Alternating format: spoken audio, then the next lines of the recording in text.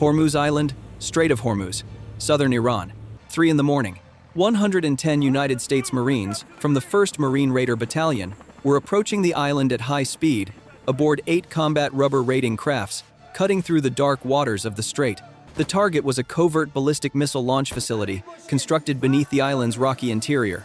American intelligence had identified this installation 6 weeks earlier through a combination of satellite thermal imaging, signals intelligence, and underwater acoustic monitoring that detected unusual tunneling activity beneath the island's southern cliffs.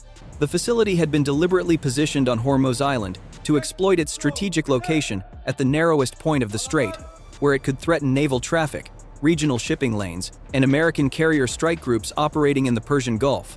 If you want to stay ahead of stories the mainstream won't even whisper about, hit subscribe now, because what happened on Hormuz Island tonight is only the beginning.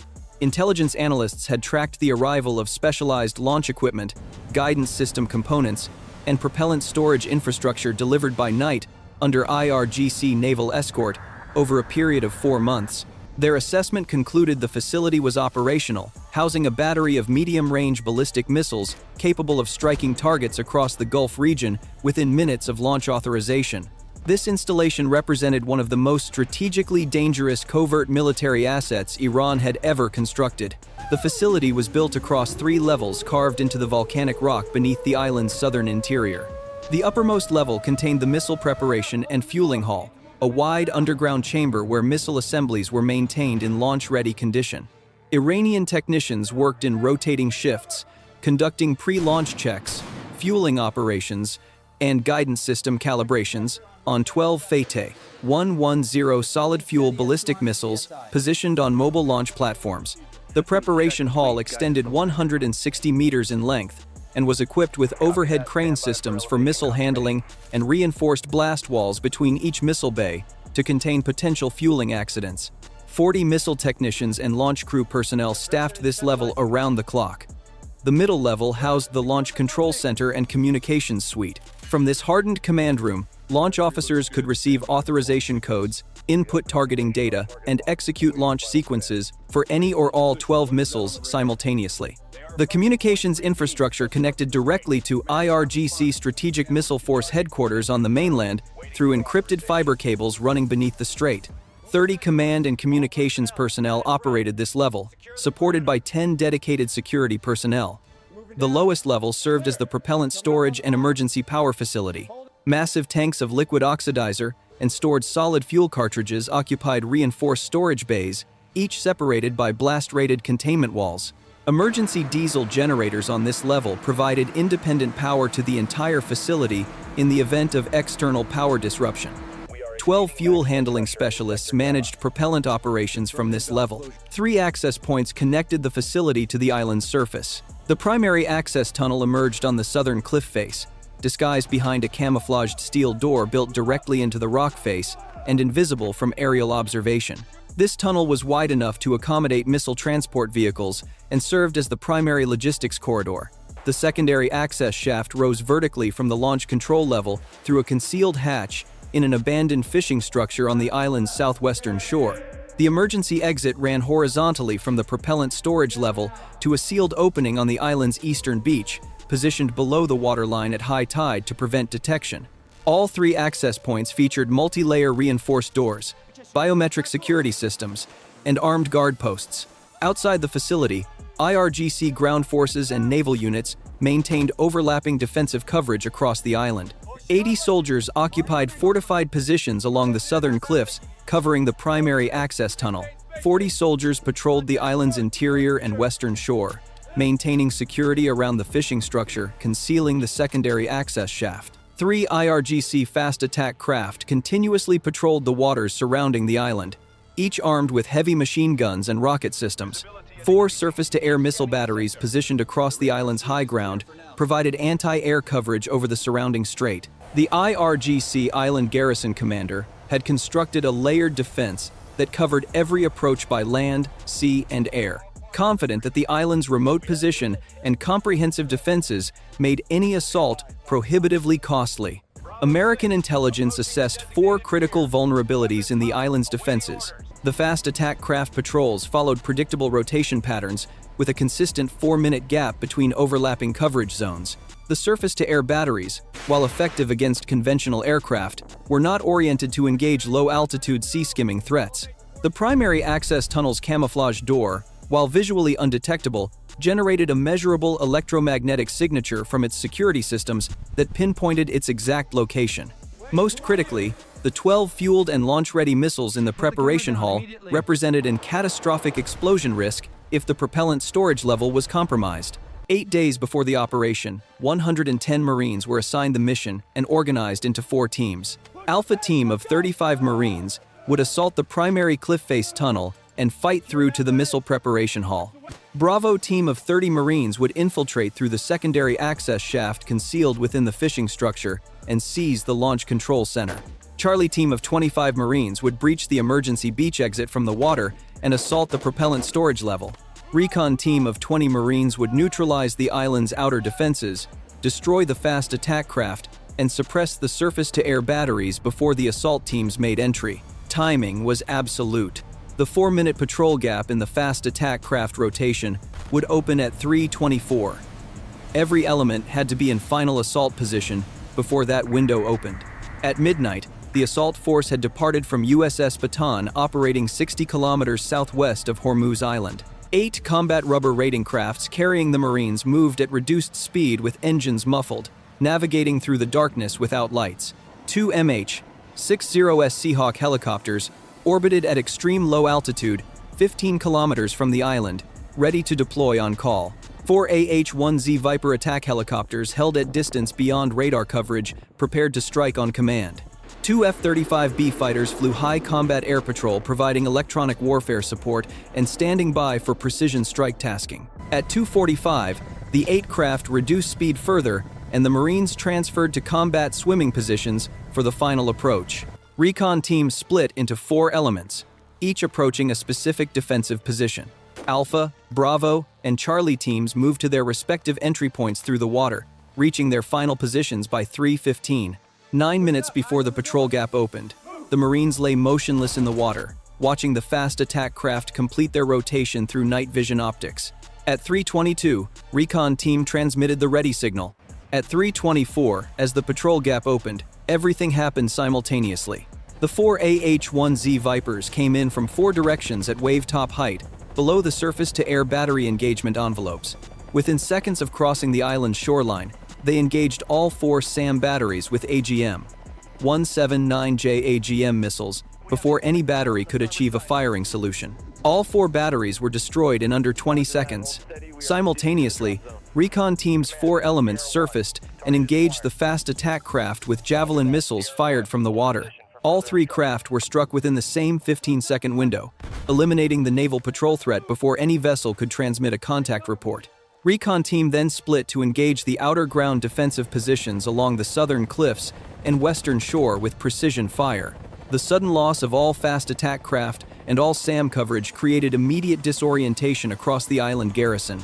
At the same moment the Vipers struck, Alpha Team emerged from the water at the cliff face and moved directly to the camouflage tunnel door. The electromagnetic signature data provided by intelligence allowed the team leader to locate the door's locking mechanism precisely in the darkness. A specialized breaching charge designed for the door's specific construction was placed and detonated. The blast door failed, and Alpha Team entered the tunnel.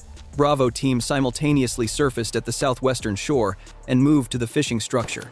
The concealed access hatch was located beneath a false floor inside the structure. Bravo's point element cut through the hatch locks with hydraulic cutting tools in 90 seconds, and the team began descending the vertical shaft. Charlie Team surfaced on the eastern beach and located the emergency exit hatch below the receding tide line. Underwater breaching charges were placed on the hatch, seals, and detonated, and Charlie Team entered the facility from the water. Alpha Team pushed through the primary tunnel toward the missile preparation hall. The tunnel was 200 meters long and sloped upward at a consistent grade toward the facility interior. 100 meters in, a guard post manned by 18 soldiers blocked the tunnel with a reinforced barrier and belt-fed machine guns.